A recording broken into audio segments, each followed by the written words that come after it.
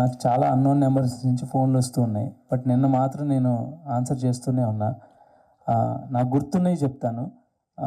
వాళ్ళ పేరు ఏం చెప్పారంటే అక్కినేని ఫ్యాన్స్ అసోసియేషన్ ప్రెసిడెంట్ అని ఏదో ఒకటి చెప్పారు. సో ఆయన ఫోన్ చేసి ఎమోషనల్గా అన్న మా కోసం ఒక సినిమా తీసావు అన్న అని చెప్పి నేను గోవాలో ఉంటే ఫోన్ వచ్చింది.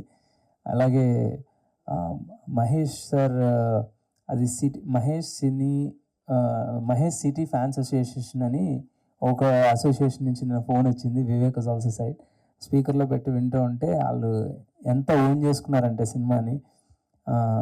యూనో దట్స్ ఆ క్లైమాక్స్లో చూస్తుంటే నన్ను నేనే చూసుకున్నట్టు ఉంది అని నాకు చిన్నప్పటి నుంచి అన్నీ చేసాడన్న నాకు మహేష్ అని వాళ్ళు ఏదో కలిసినట్టుగానే చెప్పారు. ఇంకొక ఎగ్జాంపుల్ ఉందండి. జూనియర్ ఎన్టీఆర్ గారి గురించి ఒక ఆయన గిరి అని ఒక అతను నాకు మెసేజ్ పెట్టాడు పెద్దది. వేరేంటంటే నేను ఎప్పుడు కలవలేదన్నా, కానీ ఎగ్జాక్ట్గా నేను కలిస్తే ఏం చెప్పాలని చిన్నప్పటి నుంచి వెయిట్ చేస్తున్నానో ఆ మాటలన్నీ నాకు స్క్రీన్ మీద కనిపించినట్టు అనిపించిందన్న అని అతను చెప్పాడు.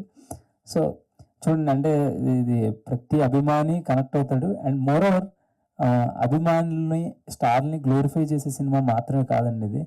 ఆ ప్రెమైజ్ అంటే మీరు ఫస్ట్ నుంచి నేను చెప్తుంది ఏంటంటే, చిన్నప్పటి నుంచి మనం ఎవరో ఒక స్టార్ను, ఒక గ్రేట్ పర్సనాలిటీను, గాంధీ గారి నుంచి ఎవరినైనా మనం అభిమానించవచ్చు, సినిమానే అవసరం లేదు. అయితే when we are making a commercial film, మనం అర్థమయ్యే భాషలో చెప్పే ఈ పాయింట్ మనం స్టీవ్ జాబ్స్కి ఒక ఫ్యాన్ ఉన్న వాడి దగ్గర కూడా చెప్పొచ్చు.